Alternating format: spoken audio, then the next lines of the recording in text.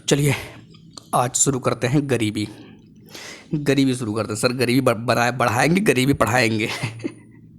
Point यहाँ शुरू होगा। पॉवर्टी, गरीबी। मजे से पढ़िए, एकदम टेंशन एकदम नहीं लेने का। टेंशन नहीं लेने का। अगर ये क्वेश्चन आ जाए कि इसका शुद्ध वाक्य बनाइए, पता चला कि सर आप अशुद्ध बोल रहे हैं क्या फिर। देखिए, एक होता है कि नॉर्मल बोलचाल भाषा, एक होता है शुद्ध हिंदी, है ना, ये तो पता ही होगा। गरीबी, पॉवर्टी। आइए टॉपिक पर आते हैं। पॉइंट क्या क्या है, मजे से पढ़ते रहिए, टेंशन लेने की ज़रूरत नहीं है ना। दिमाग में अस्थायी रूप से पहले बैठाइए चीज़ों को। जल्दी जल्दी भाग रहे हैं, पता चला कि एकदम नहीं सर जल्दी तो तुरंत पढ़ ले, तुरंत टॉपर बन जाए।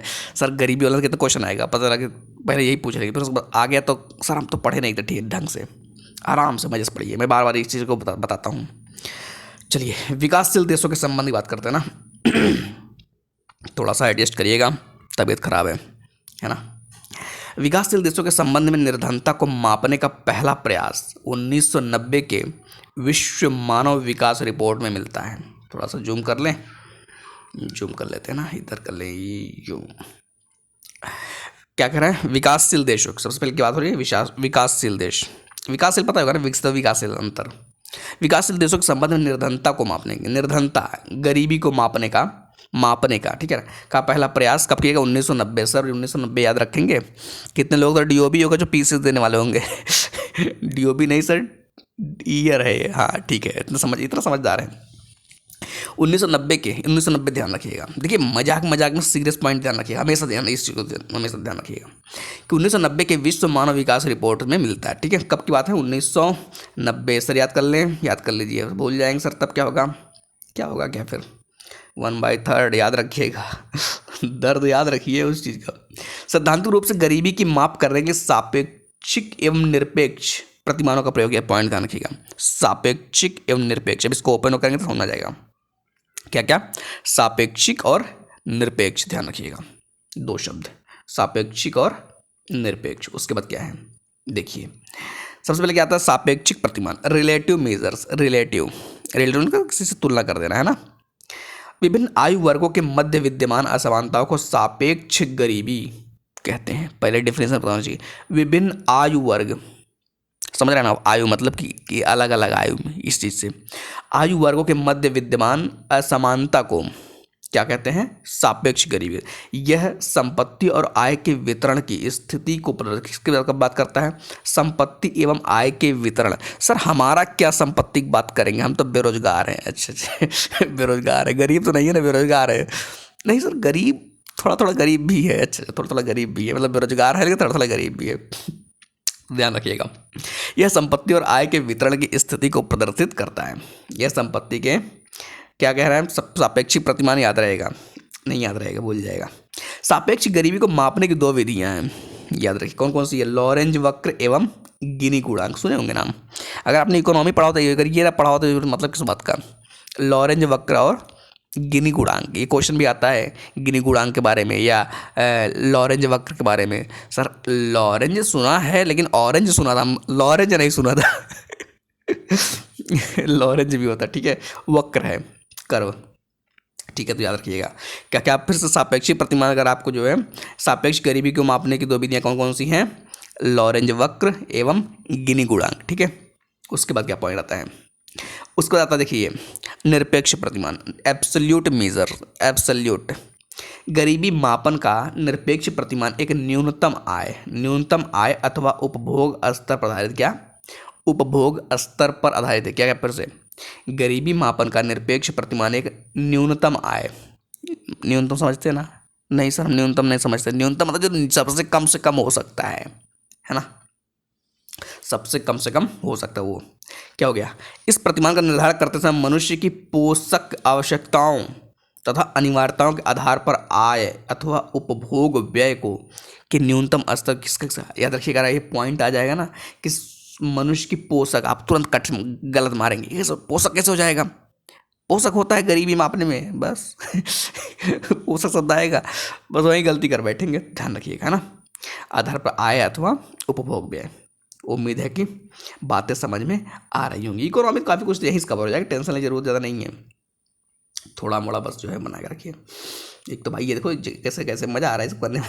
कुछ लग रहा है सर मज़ा ले रहे हैं क्या ये सब करके, निरपेक्ष प्रतिमान का सर्वप्रथम प्रयोग FAO खाद्य एवं कृषि संगठन है ना के प्रथम महानिदेशक कौन थे? R ब्याएड। सर ब्याएड, इनका नाम ऐसा क्यों रखे ब्याएड, ने 1945 में किया और उन्होंने गरीबी की माप करने के लिए क्षुधा रेखा, देख रहे हैं ना, स्टार्वेशन है ना, क्षुधा रेखा की संकल्पना का प्रतिपादन किया। ठीक बात है, इतना याद रहना चाहिए। FAO ध्यान रखिएगा। ये भारत में निर्धनता की माप करने के लिए निरपेक्ष प्रतिमान का प्रयोग, भारत की बात हो रही है, पॉइंट याद रखिएगा, भारत की बात हो रही है। किसकी बात हो रही है? भारत की बात हो रही है। सर हम भारत की बात क्यों करेंगे, हम अपने गांव की बात करेंगे हम अपने से गरीबी नहीं मापेंगे तो बात ठीक है, फिर अपने से गरीबी मापिए, एक बात अलग है ना। तो जो है थोड़ा सा ये भी जो है ध्यान रखिएगा। उसके बाद क्या आता है, उसके बाद जो है भारत वाला ध्यान रखिएगा। क्या कह रहे हैं? निरपेक्ष, क्या कह रहे हैं? निरपेक्ष प्रतिमान का प्रयोग किया जाता है। निरपेक्ष प्रतिमान द्वारा निर्धनता की माप करने की विधि को हेड काउंट अनुपात, हेड काउंट रेशियो भी कहा जाता है। क्या कहता है? Head count ratio, head count ratio ध्यान रखिएगा, हेड काउंट रेशियो। उसका क्या पॉइंट आता है? थोड़ा सा देखिए, भारत में गरीबी निर्धारण की ऐतिहासिकता, इतिहास में कुछ से पढ़े होंगे भाई। देश में पहली बार गरीबी के मापन की अवधारणा कौन? दादा भाई नौरोजी, इनको तो आप जानते ही होंगे। ये सर इनको तो बहुत पढ़े हैं। अच्छा, इतना पढ़ने की याद ही नहीं आ रहा है अपनी पुस्तक poverty and British rule in India में प्रस्तुत किया। ठीक है, ठीक बात है। स्वतंत्रता के बाद पहली बार वैज्ञानिक तरीके से वर्ष 1971, ये ध्यान रखिएगा, वर्ष 1971 में गरीबी रेखा का निर्धारण किया गया, जो नीलकांत डांडेकर और VM रथ के दिए फार्मूले पर आधारित था। किससे? डांडेकर एवं रथ, ये इनको याद रखिए, गरीबी से रिलेटेड है। जैसे अगर आ जाए कभी कभी कि ये डांडेकर और रथ किससे संबंधित है, तो आपको लगा सर रथ तो सर महाभारत संबंधित है। अच्छा फिर तो खत्म क्वेश्चन। तो ध्यान रखिएगा, है ना। क्या? डांडेकर और VM रथ, इन्हीं के फार्मूले पर जो है आधारित है। क्या कह रहा है कि इसमें उपभोग खर्च के आंकड़ों का इस्तेमाल किया गया। किसका? उपभोग खर्च के आंकड़ों का इस्तेमाल किया गया। ठीक है ना, उपभोग खर्च के आंकड़ों का इस्तेमाल किया। उसको क्या, वर्ष 1979 में 79, उसमें कौन सा योजना आयोग था? ध्यान रखिएगा। योजना आयोग ने YA अलग की अध्यक्षता में समिति गठन की, जिसने डांडेकर और रथ के ही फार्मूले का इस्तेमाल किया। ठीक है ना। कौन? अलग। अभी ये भी आ जाए कि अलग, सर अलग समिति किससे संबंधित है? तो लग रहा है सर कि अलग किससे संबंधित हो सकता है? वाई के अलग क्या बता दे? सिंचाई बता दे? नहीं, याद रखिएगा, गरीबी वाला है ना बहुत इंपॉर्टेंट है। हल्के में नहीं लेने का, पता चला हल्के में ले ली सर हम तो हल्के में ले रहे थे, लेकिन UPSC ने तो भारी ले लिया, उसको पूछ दिया क्वेश्चन बना करके। आधार पर वर्ष को क्या कर दिया? आधार वर्ष को बदल करके कर दिया 1973-74 कर दिया, आधार वर्ष बदल गया। इस समिति ने पहली बार क्या हुआ? पहली बार शहरी और ग्रामीण क्षेत्रों के लिए कैलोरी की अलग अलग मात्रा निर्धारित की, जो क्रमशः 2100 कैलोरी और 2400 कैलोरी थी। क्या कहा? ग्रामीण और शहरी के लिए, शहरी के लिए कितना? 2100 कैलोरी। सर इनका कम होता है क्या? 2400 किसके लिए? ग्रामीण के लिए। ग्रामीण के ज़्यादा 2400, ध्यान रखिएगा। तो इसलिए यही कन्फ्यूज हो गए कि कौन ज़्यादा था कौन कम था, यही कन्फ्यूज हो गए उसमें उसके बाद कहता है वर्ष 1989 ईस्वी में योजना आयोग ने गरीबी के आकलन के लिए किसकी आकलन? गरीबी के आकलन, लकड़वाला है ना, लकड़वाला बोलते हैं कुछ लोग, लेकिन ये लकड़वाला समिति का गठन किया। अगर पूछे सर लकड़वाला समिति किससे संबंधित है? सर लकड़वाला हमको लग रहा है कहीं से कुछ और होगा संबंधित, आप कहीं ऐसा तो नहीं कि पश्चिमी घाट से लेकर संबंधित बना दिए तो ये भी थोड़ा सा ध्यान रखिएगा, है ना। इस समिति तो याद रखिए किस संबंधित? गरीबी संबंधित है, लकड़वाला। ठीक है। इस समिति ने वर्ष 1993 ईस्वी में अपनी रिपोर्ट प्रस्तुत की। रिपोर्ट दिया भाई, क्या हुआ? इस समिति ने परिवार में प्रति व्यक्ति उपभोग व्यय के आधार पर प्रति व्यक्ति उपभोग व्यय के आधार पर गरीबी रेखा को परिभाषित किया। क्या किया? गरीबी रेखा को परिभाषित किया। किसके आधार पर? प्रति व्यक्ति उपभोग व्यय के आधार पर। पॉइंट ध्यान रखिएगा, किसने? लकड़वाला। कौन वाला? लकड़वाला। सर लकड़वाला, बहुत मज़ा आ रहा है आपको नाम लेने में। मज़ा आ रहे भाई, नाम ऐसे अच्छे अच्छे हैं। एक तो तबीयत खराब है, थोड़ा ध्यान रखिएगा, गला फंस रहा है मेरा। समिति ने गरीबी निर्धारण के लिए शहरों में सीपीआई आईडब्ल्यू और गांव में कृषि क्षेत्रों में काम करने वालों के लिए सीपीआईएल, तो पीछे चर्चा हो ही चुकी है, को लाने का सुझाव दिया है ना। किसने? लकड़वाला समिति ने। ठीक है, उसके क्या पॉइंट है? योजना आयोग ने वर्ष 2004 में भारत में गरीबी की आकलन हेतु, कब? 2004 में, हेतु सुरेश तेंदुलकर की अध्यक्षता है। सर ये तेंदुलकर साहब आ गए हैं इसी में, सुरेश। अच्छा अगर एस तेंदुलकर लिख दिया जाए तो आप कंफ्यूज जाएंगे, सुरेश है एक सचिन है। है ना, ये कंफ्यूजन हो सकता है, तो ध्यान रखिएगा। अध्यक्षता में एक समिति का गठन किया, ठीक बात है, जिसने अपनी रिपोर्ट 2009 में सौंपी। इन्होंने क्या किया भाई? चलो ठीक है, रिपोर्ट दे दी 2009 में, 4 में समिति बनी, 2009 में रिपोर्ट दी। मतलब 5 साल क्या कर रहे हैं? आराम से सो करके खा पी कर बढ़िया से जो है रिपोर्ट देंगे। उसके बाद रिपोर्ट देने में सारी गरीबी मिटा देंगे। गरीबी तो मिटेगा ही, है ना, ध्यान दीजिएगा। इन्होंने अपने रिपोर्ट में गरीबी निर्धारण हेतु 6 बुनियादी आवश्यकताओं पर बल दिया। कितने? 6 बुनियादी आवश्यकताओं पर बल दिया। ये था। अब ये 6 बुनियादी कौन कौन सी भाई? ध्यान रखिएगा। शिक्षा, स्वास्थ्य, बुनियादी संरचना, स्वच्छ पर्यावरण तथा महिलाओं की काम तथा लाभ तक पहुँच। 6 बुनियादी ये क्या है? आवश्यकताएं। ठीक है। कुछ ज़्यादा गले में प्रॉब्लम हो रही ना। ज्ञातव्य है कि शहरी क्षेत्रों में 5 सदस्यों वाले परिवार का मासिक उपभोग व्यय ₹5,000 प्रति माह, ये देखिए 5,000 प्रति माह से कम होने पर तथा ग्रामीण क्षेत्रों में कितना? 4,080। अच्छा, मतलब कि 80, मतलब क्या कैलकुलेशन है? प्रति माह से कम होने पर संबंधित परिवार को निर्धनता रेखा से नीचे स्वीकार किया गया था। किससे? निर्धनता रेखा से। ठीक है, ध्यान रखिएगा पॉइंट। 5,000 और 4,080, दोनों 5,000 मत समझ लिए अपने से ही। ठीक है, उसके बाद क्या पॉइंट आता है? उसके बाद फिर कोई एक समिति बनेगी। समिति को बन रही है, समिति पे समिति बन रही है। वह 2012 में योजना आयोग ने गरीबी निर्धारण के लिए सी रंगराजन की अध्यक्षता में समिति का गठन किया, जिसने अपनी रिपोर्ट 2014 में प्रस्तुत की। कब की? 2014 में। ज्ञातव्य है कि सी रंगराजन समिति ने अखिल भारतीय स्तर पर ग्रामीण क्षेत्र के लिए 972 रुपये प्रति व्यक्ति, 10 शहरी क्षेत्रों के लिए 1,407 रुपये प्रति व्यक्ति मासिक उपभोग व्यय गरीबी। अच्छा, मतलब गरीबी का भी देख लीजिए कैसे कैसे डिफिनीशन हो रहा है। मतलब 972 रुपये, 900 नहीं हो सकता था, 72 रुपये जरूर आएगा। अरे एक्स्ट्रा कर देते हैं, लेकिन नहीं, 28 रुपये कम करेंगे। ध्यान रखिएगा, है ना। किसके लिए ये है? ये ग्रामीण के लिए। ग्रामीण मतलब कि 28 रुपये ज़्यादा नहीं पा सकता, मतलब 72 रुपये एकदम क्लियर कट बॉर्डर लाइन रखा गया है, 972 रुपये। और शहरी क्षेत्रों के लिए 1,407 रुपये, मतलब अगर 7 हटा दे 1,400 कर देते, नहीं, 7 रुपये भी महत्वपूर्ण है, ध्यान रखिएगा, है ना। हल्के मतलब 7 रुपये सर जरूरी है क्या उसको रखना? अरे बिल्कुल ज़रूरी है। चाहते तो 1,500 कर देते, लेकिन नहीं, 93 रुपये कम करेंगे इसमें, 93 रुपये कम करके जो है 1,407, ध्यान रखिएगा, है ना। ये सब कभी कभी इंपॉर्टेंट हो जाता है जब ज़रूरत पड़ती है पेपर में। ठीक है, उसके बाद आता है भारत और एमपीआई। सर भारत और एमपीआई, अच्छे, 11 जुलाई 2023 को संयुक्त राष्ट्र विकास कार्यक्रम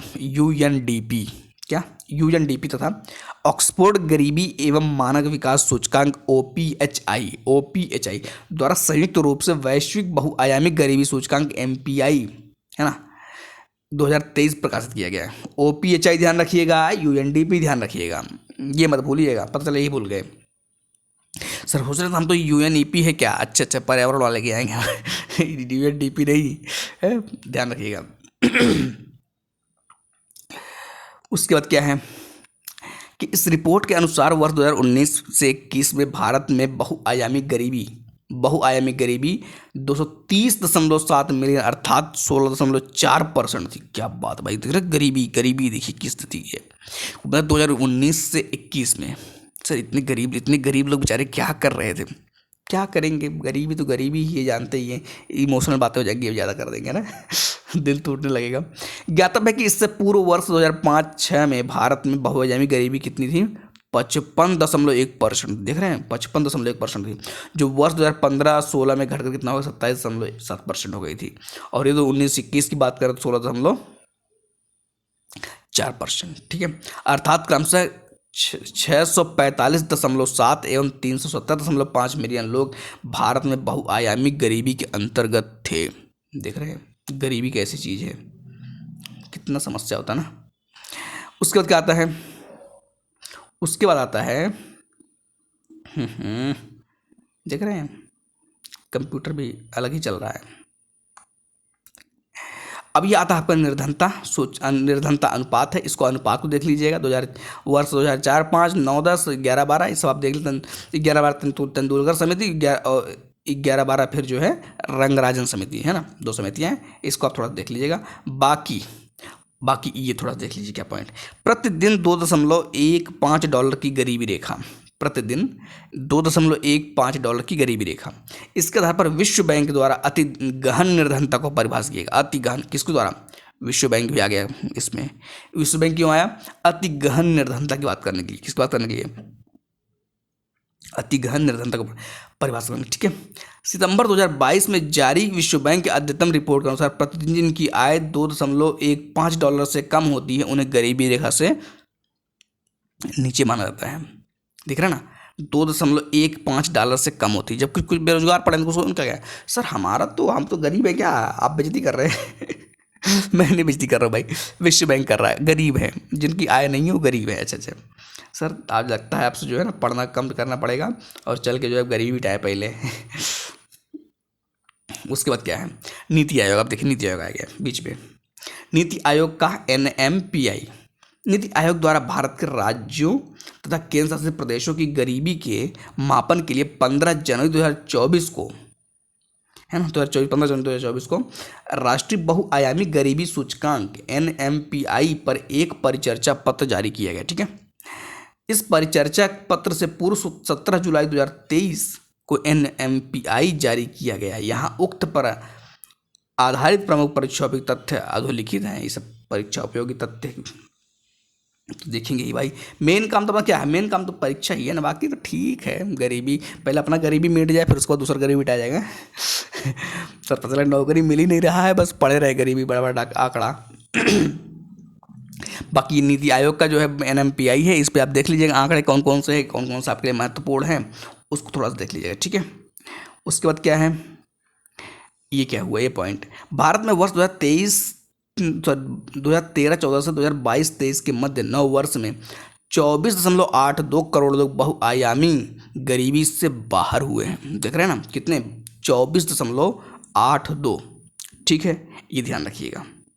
उसके बाद बाकी ये क्या पॉइंट है कि राष्ट्रीय बहुआयामी गरीबी सूचकांक के अनुसार गरीब जनसंख्या के आधार पर सर्वाधिक कमी उत्तर प्रदेश में हुई। कहाँ हुई? उत्तर प्रदेश में। उसके बाद देख लीजिए कि शीर्ष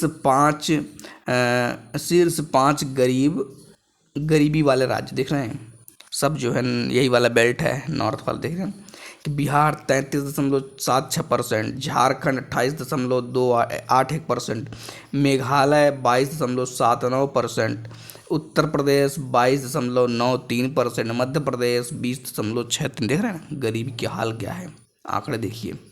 बाकी न्यूनतम गरीबी वाले देख लीजिए स्थिति कौन कौन में है। न्यूनतम गरीबी वाले में केरल है, गोवा है, तमिलनाडु है, सिक्किम है, पंजाब है, ये सब जो न्यूनतम गरीबी वाले हैं, देख लीजिए। उसके बाद क्या पॉइंट है? ये आपका जो है ये मन करे याद रखिए, कभी ये सब पूछ लेता है, बस उसे ध्यान रखिए। 2011-12 के अनुसार है ना, रंगराजन समिति, तेंदुलकर समिति। ठीक है ना, थोड़ा सा इसको देख लीजिएगा अपने हिसाब से। उसके बाद क्या पॉइंट है? ये देखिए, ये कि जो है ये सब आंकड़े ही है, आंकड़े अपने हिसाब से देख लीजिए। ठीक है ना, क्योंकि कभी कभी होता है क्या ना कि ये ऑर्डर सेट करने के लिए आता है, तो ऑर्डर पता होना चाहिए। ऑर्डर नहीं पता होगा तो दिक्कत हो जाएगी, है ना। तो थोड़ा सा है इसको देख लीजिए। उसके बाद कहाँ चले? बेरोजगारी में चले, बेरोजगारी चर्चा कर रहे थे ना। टाइम क्या हुआ? 19-20 मिनट हो गया ना। चलिए देखने बेरोजगारी कितना बचा हुआ है बेरोजगारी में। ये ये है तो चलिए कवर कर लेते हैं बेरोजगारी ना, बेरोजगारी कवर कर लेते हैं। बेरोजगारी बहुत बड़ी मुद्दा है सर, रोजगार कैसे मिलेगा बताइए। बेरोजगारी, अनएम्प्लॉयमेंट, अनएम्प्लॉयमेंट कितना स्टाइल से लिखा गया है, दिख रहा है बेरोजगारी। इसमें क्या है देखिए, सामान्य रूप से बेरोजगारी का आशय उत्पादन कार्य में न लगा होना है।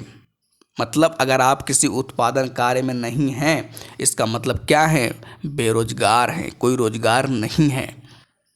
परिभाषा तरीके मेंस में लिखने को आया था कि सामान्य रूप से बेरोजगारी का आशय उत्पादन कार्य में न लगा होना है, ठीक है ना, ध्यान रखिएगा। और क्या कि विकसित और विकासशील देशों में बेरोजगारी के कारण एवं प्रकार अलग अलग होते हैं। याद रखिएगा, विकसित और विकास देशों में बेरोजगारी के कारण एवं प्रकार अलग अलग होते हैं, ठीक है ना।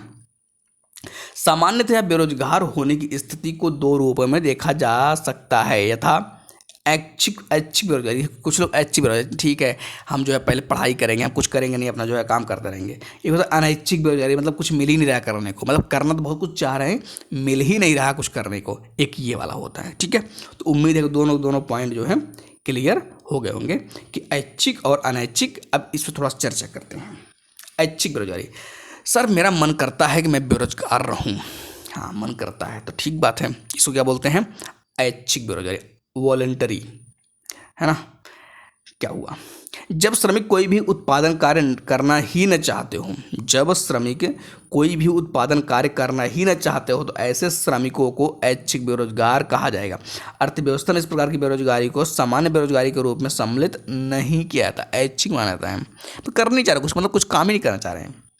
हो सकता है भाई कुछ हो, मतलब एक ज़बरदस्त उनके पास हो कुछ, है ना, ठीक है।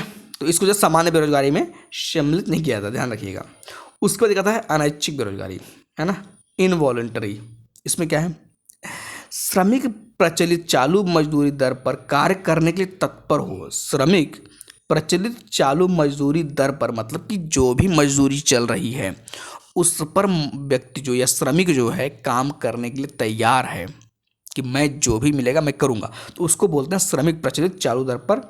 तो क्या बोलते हैं यहाँ पर, परंतु उसे कार्य न मिले, लेकिन उसको काम भी न मिले, मतलब करना चाहता है जो मजदूरी चल रही है, अगर उस पर वो करना चाहता है लेकिन काम उसको न मिले, तब बोलते हैं अनैच्छिक बेरोजगारी। क्या बोलते हैं, इनवॉलंटरी अनएम्प्लॉयमेंट, है ना, क्या अनैच्छिक।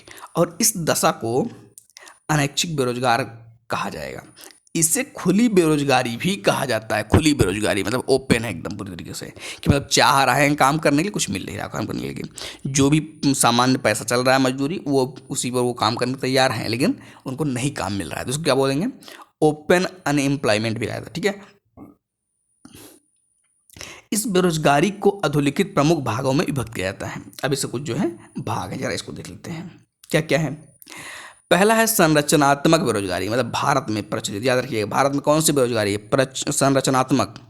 भारत में कौन सी बेरोजगारी प्रचलित है, सर भारत में तो एक तो लग रहा है टाइम पास वाली बेरोजगारी चल रही है, कि मतलब कि रोड पे बैठ के गप्पा लड़ाने वाली, कि मतलब कुछ करना धरना नहीं है, बस शाम को जो है टपरी पहुंच जाना आराम से, चाय पीना, फिर चाय पीते पीते जो है पूरा देश की चर्चा करना, विदेश की चर्चा करना, खेत खलिहान की चर्चा करना, फिर उसको घर पे आ जाना, घर पे आ खा पी कर सो जाना। खाना कहाँ से मिला, पिताजी दे रहे हैं कुछ कर नहीं दे बस खाली। तो एक समस्या ये आती है, ठीक है। तो संरचनात्मक बेरोजगारी भारत में प्रचलित है, ठीक बात है, भारत में ध्यान रखिएगा।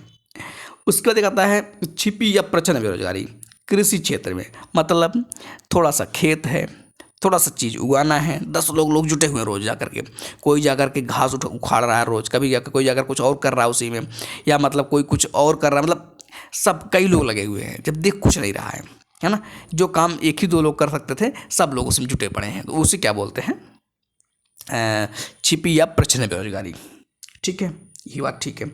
उसके बाद आता है शिक्षित बेरोजगारी, अच्छा, एक होता अल्प रोजगार, एक होता है घर्षणात्मक बेरोजगारी, मतलब विकसित देशों में। अब याद रखिएगा जब घर्षणात्मक बेरोजगारी की बात आए तो ये कहाँ पर है, ये विकसित देशों की बात हो रही है, ठीक है।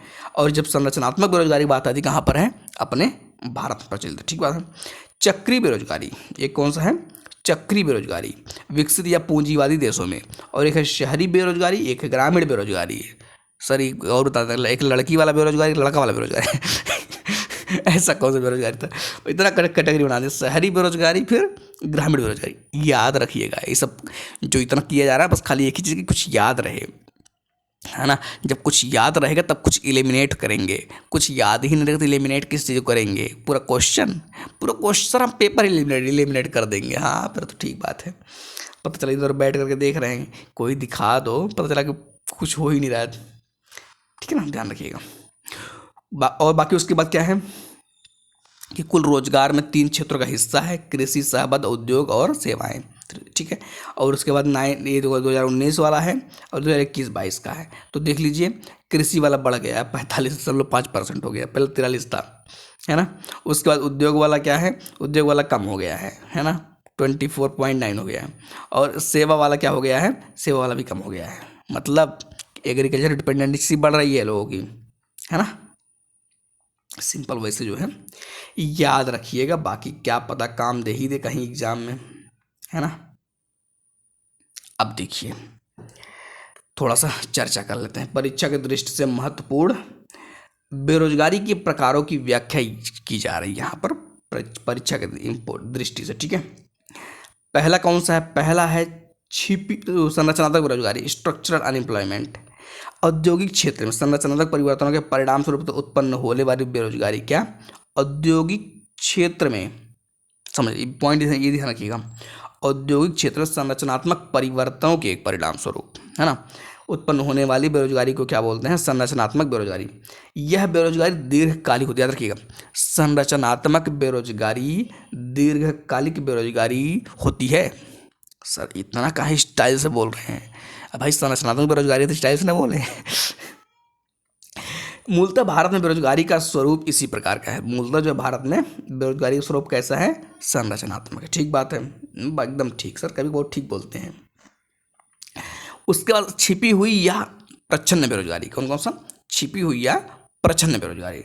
ठीक है ना, इसमें क्या है कि छिपी हुई या प्रच्छन्न बेरोजगारी में अगर पूछ ले जाए कि इसका क्या मतलब है, तो क्या आंसर आएगा, सर जो छिपा हुआ बेरोजगार होता है, जैसे हम छुप करके बैठे हुए हम इसका मतलब हो गया छिपी हुई बेरोजगारी है। ये कोई परिभाषा हुई, ये नहीं है। ठीक है, देखो बना ऐसा ऑप्शन बना दिया जाता है आराम से, तो आदमी गलत कर जाता है, ध्यान दीजिएगा। ऐसी बेरोजगारी, अभी शायद पीछे बताया मैं, ऐसी बेरोजगारी जिसमें श्रमिक बाहर से तो काम पर लगे हुए प्रतीत होते हैं, मतलब कि आप बाहर से दिख रहा है कि मेहनत खूब कर रहे हैं, खूब काम कर रहे हैं, बिजी हैं एकदम, किंतु वास्तव में उन श्रमिकों की उस कार्य में आवश्यकता नहीं होती है। मैंने बताया ना, खेती में बैठे हुए, खेती में काम कर रहे हैं, पता लगा 2-3 लोग काम है, जुटे हुए 10 लोग आराम से जाकर जबरदस्ती उसी में इधर कोई कुदाल लेकर, कोई फावड़ा लेकर इधर कूद फान चाह रहा है, कोई न कुछ कर पा रहा, मिट्टी इधर उधर फेंक रहा है उठा करके। मतलब कुछ न कुछ कर रहा है, मतलब ठीक है कर रहे हैं, व्यस्त है ना। कोई खड़ा होकर बस वजह से टाइम पास कर रहा है, भाई थोड़ा सा यहाँ कुछ कर दो, यहाँ कुछ कर दो, यहाँ कुछ। तो ये जो बेरोजगारी है, कौन सा बेरोजगारी है, ये है छिपी हुई या प्रच्छन्न बेरोजगारी। ठीक है, अर्थात यदि उन श्रमिकों को उस कार्य से निकाल दिया जाए, यदि उन श्रमिकों को उस कार्य से निकाल दिया जाए तो कुल उत्पादन पर कोई प्रतिकूल प्रभाव नहीं पड़ता। भाई जब बता ही दिए पहले, जिस काम को 2-3 लोग कर सकते हैं उसको बता 10 लोग कर रहे हैं, तो जब निकल जाएंगे वो कोई मतलब नहीं, कोई फर्क नहीं पड़ेगा। ठीक है, तो ये भी थोड़ा सा ध्यान रखिएगा।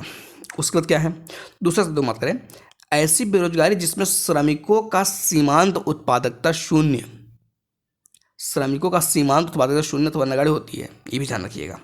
ठीक है, ज्ञात है कि प्राथमिक क्षेत्र विशेषतः कृषि में इस प्रकार की बेरोजगारी पाई जाती है। मैंने एग्जाम्पल दे दिया था, पहले दे दिया था।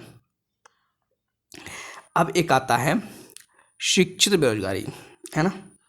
शिक्षित बेरोजगारी क्या है, शिक्षित बेरोजगारी जरा देख लेते हैं भाई, कि वर्तमान में देश के सामने शिक्षित बेरोजगारी की समस्या बहुत गंभीर समस्या बनी हुई है देश के सामने, शिक्षित बेरोजगारी वाली, है ना, ये ध्यान रखिएगा।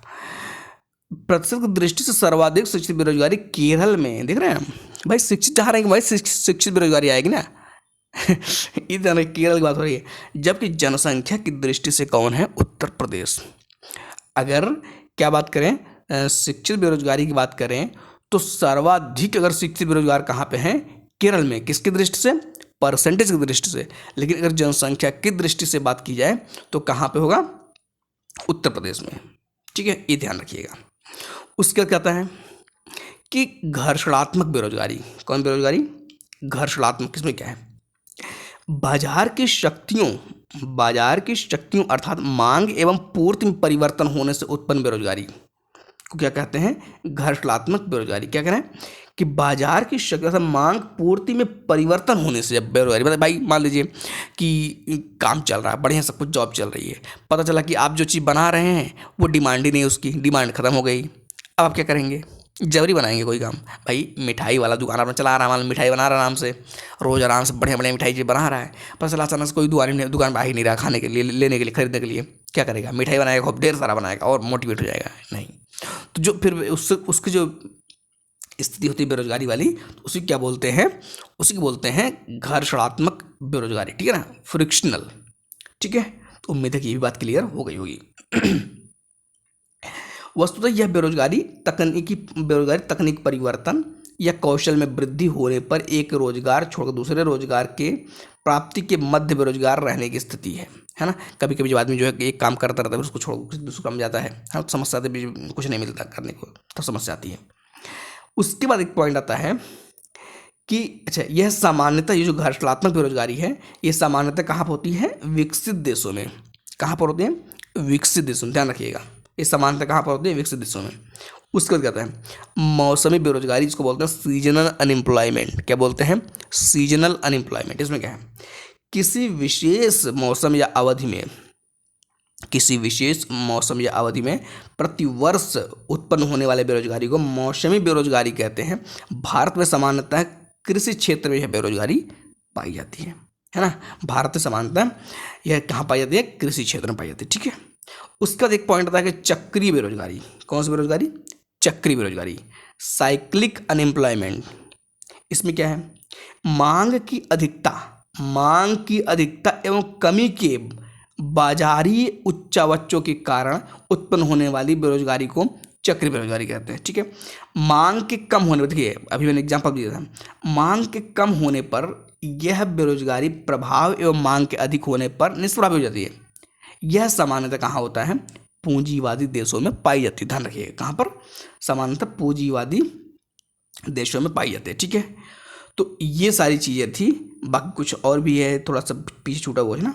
ये देखिए, क्या आप जानते हैं, जरा इसको देख लेते हैं। ये क्वेश्चन देखिए आया हुआ, ठीक है ना, ये क्वेश्चन इंपॉर्टेंट है, ये क्वेश्चन आया भी हुआ भी है, तो जरा इसको बार थोड़ा सा देख लेते हैं। क्या आप जानते हैं कि श्रम शक्ति मतलब लेबर जनसंख्या का वह भाग है जिसकी आयु कितनी?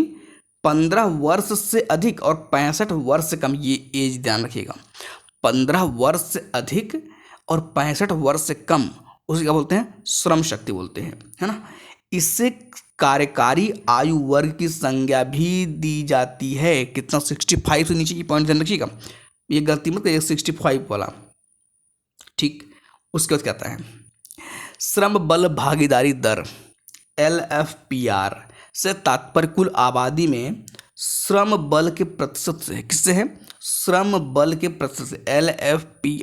LFPR labour force participation rate. ठीक है, उसका क्या पॉइंट आता है? ये देखिए कि कामगार जनसंख्या अनुपात, कामगार और जनसंख्या का अनुपात ना, देखिए से मतलब क्या है कि कुल आबादी में रोजगार प्राप्त व्यक्तियों के प्रतिशत से है।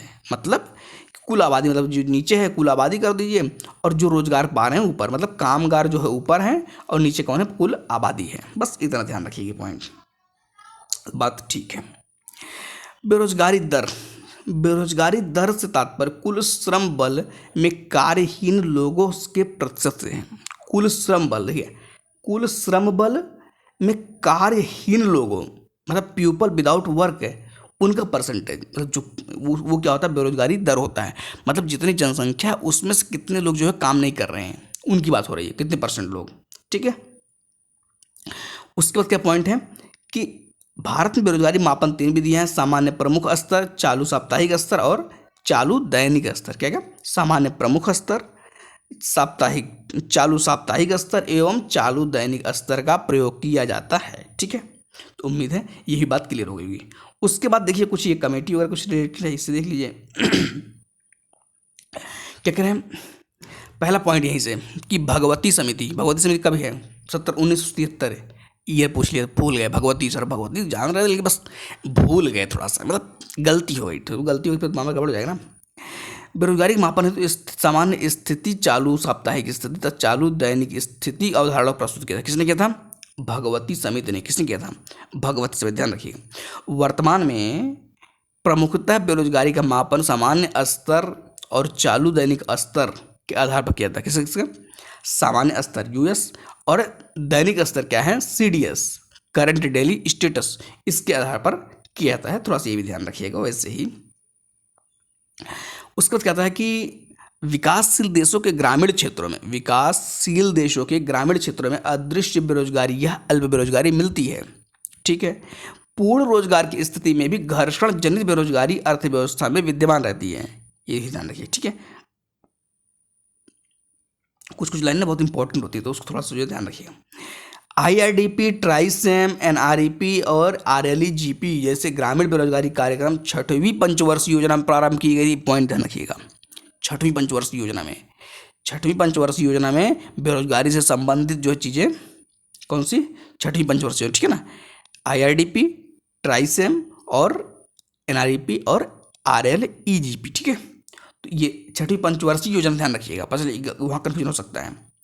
विकसित देशों में चक्रित तथा घर्षण जनित बेरोजगारी पाई जाती है, तो पहले बता दिया आपको, चर्चा हो गई थी।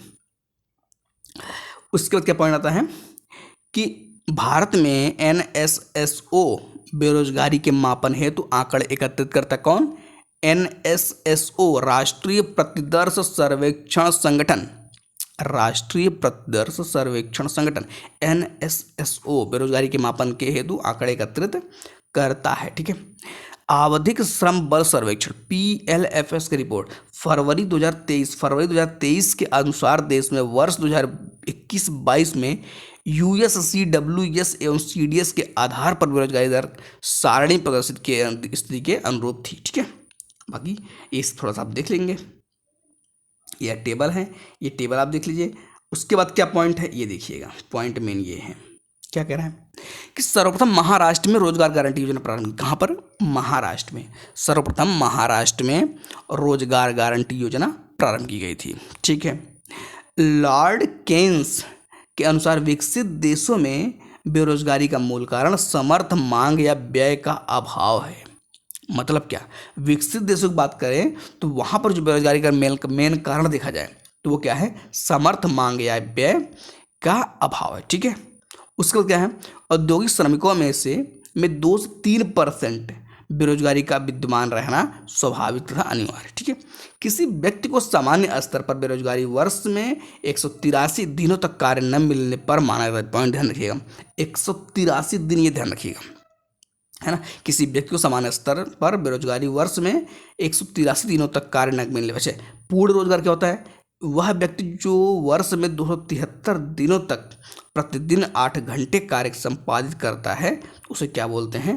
पूर्ण रोजगार। मतलब प्रतिदिन 8 घंटे, ये पॉइंट ध्यान रखिएगा, है ना, प्रतिदिन 8 घंटे।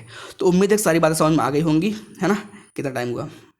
वही टाइम हो गया था, ऐसे इतना टाइम हो ही जाता है। ठीक है, तो उम्मीद है सब बातें क्लियर हो गई होंगी। इसके बाद जो है शुरू करेंगे रोजगार योजनाएं, कार्यक्रम आराम से चलते रहेंगे, धीरे धीरे छोटे छोटे कदमों से बड़े बड़े लक्ष्य को प्राप्त करने का प्रयास किया जाएगा। ठीक है, आज के बाकी मिलेंगे वीडियो में।